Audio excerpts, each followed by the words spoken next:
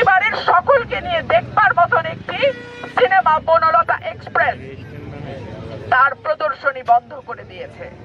গতকালকে আমি এই সিনেমাটি দেখেছি। এই সিনেমাটি চমৎকার একটা সিনেমা, যেটা পরিবারের শিশু, কিশোর, বৃদ্ধ সকলেই একসঙ্গে বসে দেখতে পারে। সেই সিনেমাটি কেন বন্ধ করে দেয়া হলো?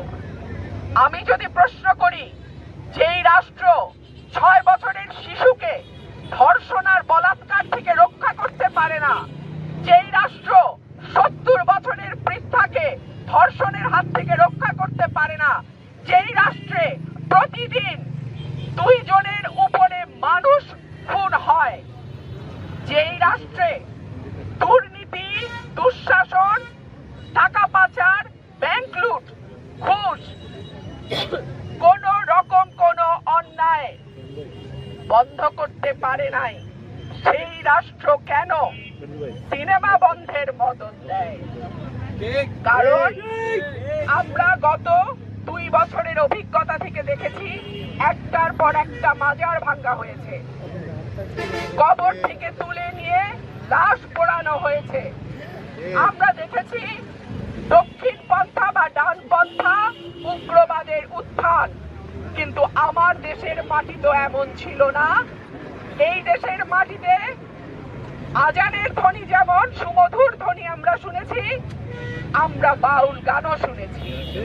এই দেশের মাটিতে সকালবেলা যেমন কোরআন তেলাওয়াত শুনেছি, আবার বিকালবেলা হারমোনিয়াম নিয়ে ছোট ছোট বাচ্চারা গান প্র্যাকটিস করেছে, সেটাও আমরা দেখেছি। তাহলে এই বাংলাদেশকে কারা এই বাংলাদেশকে মৌলবাদের ভূমি বানাতে চায়?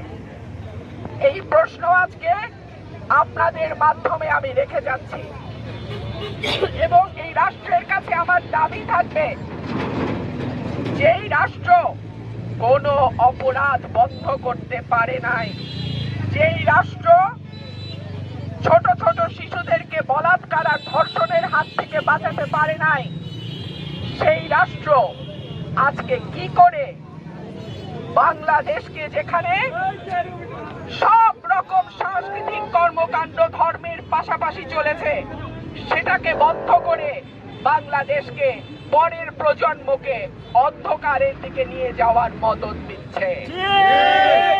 আমি বলে রাখি, তোমাকে বধিবে যে গোকুলে বাড়িছে সে।